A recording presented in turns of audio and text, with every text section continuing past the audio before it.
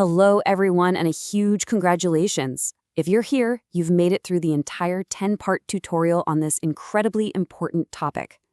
This is our final review, where we're going to pull together all the key concepts you've mastered and really solidify your understanding. Let's do this. All right, before we jump in, just a quick but important heads up. This whole review is based on a fantastic report from Virtualization Options LLC. It's designed to give you general information, but remember, it's just a fraction of the full report, and it's not a substitute for actual legal or financial advice. So keep that in mind as we go. So, here's how we're going to recap our journey. We're going to hit the 4 big themes from the course. We'll start by revisiting the foundations of AI risk, the why this matters part. Then we'll get back into the nitty-gritty of protecting PII and IP. After that, we'll review your awesome defensive toolkit, and we'll wrap up by looking at the roadmap for putting it all into action. Okay, let's dive right in with Section 1. We're going to start where the course started by reminding ourselves why this topic is just so critical. We're talking about that complicated maze of regulations and the very real-world consequences of getting this stuff wrong. As you'll definitely recall from the early modules, we are operating in a world that is just tangled in regulations. You've got GDPR in Europe, HIPAA here in the States, and look at these penalties. They are no joke. We're talking fines that can climb into the millions or even take a huge percentage of your company's global revenue. This is serious business. And this isn't just theory, right? We saw some pretty scary real-world examples. Think about Samsung accidentally leaking its own source code into ChatGPT. Oops. Or that law firm that compromised attorney-client privilege by putting confidential info into prompts. These stories really drive home how easily things can go wrong, even when people mean well. So, with the risks clearly laid out, the course then shifted our focus to the 2 heavy hitters, the 2 critical types of data we absolutely have to protect: PII, personally identifiable information, and of course, IP, intellectual property. Now, one of the first big forks in the road we discussed was this choice: public versus private AI. It's a massive decision. Going public is like renting a supercar. It's cheap and you get the latest tech, but you have very little control. Building a private AI is like building your own car. It's expensive and complex, but you have total control. And that single choice fundamentally shapes your company's entire risk profile. From there, we really dug into what PII actually is. And the huge lesson you mastered is that it's so much more than the obvious stuff, like a social security number. The real danger, especially with today's AI, is how tiny, seemingly harmless bits of data can be pieced together to point directly at one specific person.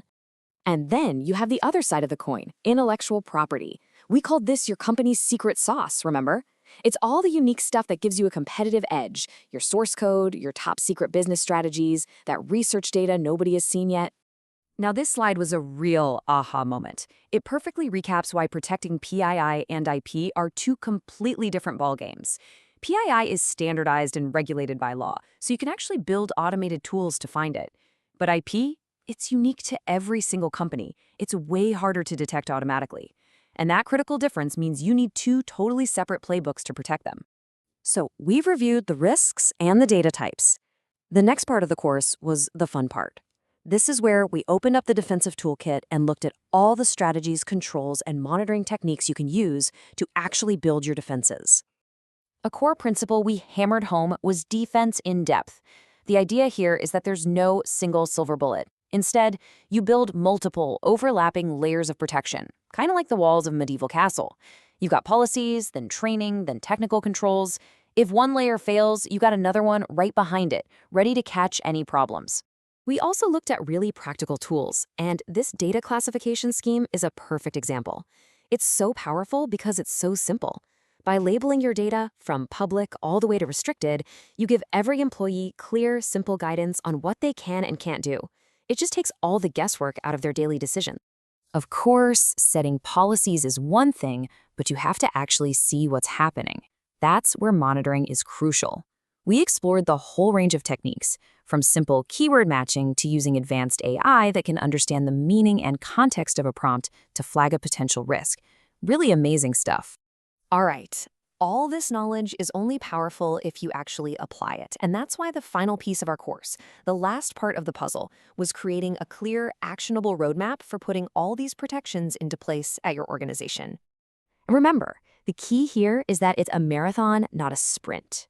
This timeline shows that phased approach. You don't have to do everything at once. You start with the foundations, policies, training. Then you layer on the technical controls. Then you mature the program. It takes a massive project and makes it feel completely achievable. When you really boil it all down, this whole journey has been about one thing: taking control of how data flows through these powerful new AI systems.